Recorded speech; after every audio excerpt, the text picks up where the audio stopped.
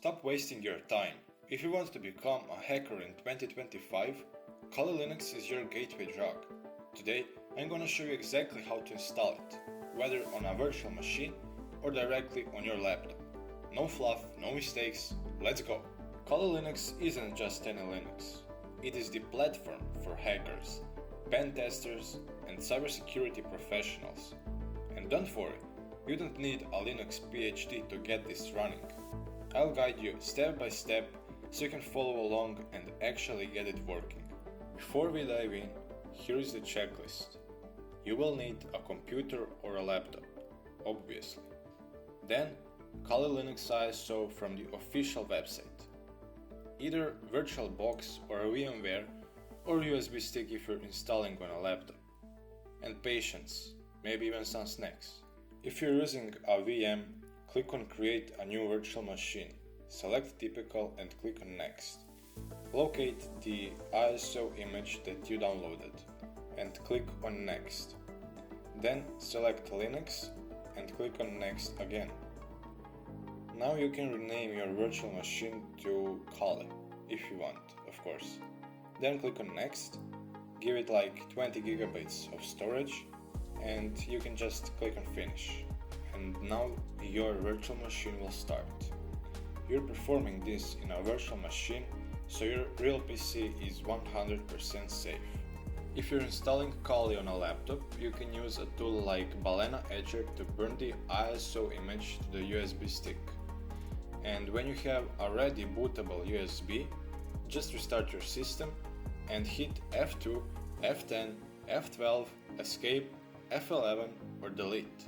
Basically, spam all the keys like your life depends on it to enter your BIOS. Then you will need to find the boot order option and move your USB drive to the top with the keys F5 or F6. Click on F10 to save and exit, and your laptop should now boot from the USB stick. Once booted, choose Graphical Install. Pick your language, region, keyboard layout, configure your network, hostname, domain name, username and password. And then we get to the fun part, disk partitioning. Don't worry, you can't accidentally wipe all your data without confirming twice. Select the partition where you want to install your system. You can also shrink the partition size if needed. Select automatically partition the free space and then select all files in one partition because it's recommended for new users. Then just click on Finish Partitioning and write changes to the disk and confirm again with Yes. And after that, the setup will install the base system. Few minutes later, you'll be asked which software you want to install.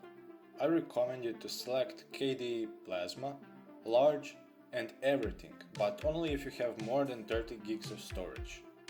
And you can unselect Kali's default desktop environment. After that, press Continue and open the snacks you prepared before. Watch the installer copying files and installing the system.